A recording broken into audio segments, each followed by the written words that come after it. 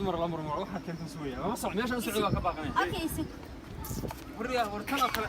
bal eega gardarada socotay dharka loo geliyo gardarada loo geliyo soo doon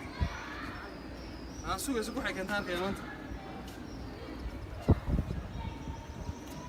loo yaab waayo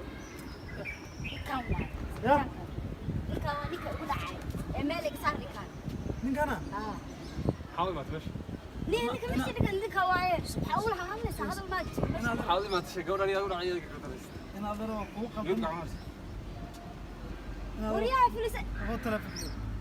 انا صنع انا حس حق لو وتا وصنع انا حموت allah وصنع انا كع دوكاس هون كلا سوق حسدار allah waxa filisana